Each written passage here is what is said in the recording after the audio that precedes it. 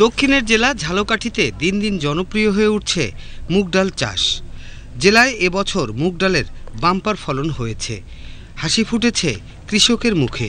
প্রযুক্তির ব্যবহার এবং কৃষি বিভাগের সহযোগিতায় লক্ষ্যমাত্রার চেয়ে এবছর প্রায় 400 হেক্টর জমিতে মুগের আবাদ বেশি হয়েছে। এর মাধ্যমে প্রায় 40 কোটি টাকার মুগ ডাল উৎপাদন হবে বলে আশা করছেন কৃষি বিভাগ। উৎপাদন ভালো এবং লাভ বেশি হওয়ায় মুগ ডাল চাষে আগ্রহী হচ্ছেন চাষিরা। চাষ করতেছি 7 একর জায়গায়, আমাদের ফলন খুব ভালো হয়েছে। ফলনটা খুব ভালো হয়েছে, তার জন্য আশেপাশে কৃষক আগামীতে এই চাষ করবে করে খুব আগ্রহ। তারা ভালো ফলন হয়েছে, আগামীতে ইনশাআল্লাহ আবারও চাষ করবে। ঝালকাঠি জেলা কৃষি সম্প্রসারণ অধিদপ্তর জানায়, কৃষকদের নিয়মিত পরামর্শ ও প্রযুক্তির ব্যবহার বিষয়ে প্রশিক্ষণ দিয়ে থাকে কৃষি বিভাগ। এ কারণেই জেলায় মুগ ডালের ফলন বৃদ্ধি পেয়েছে।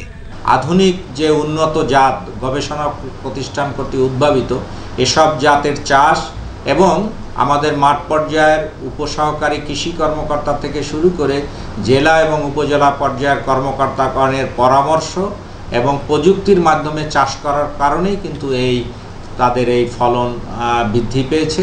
প্রকৃতি অনুকূলে থাকায় ও কৃষি বিভাগের পরামর্শে সঠিক পরিচর্যা করায় ঝালকাঠিতে মুগ ডালের বাম্পার ফলন হয়েছে।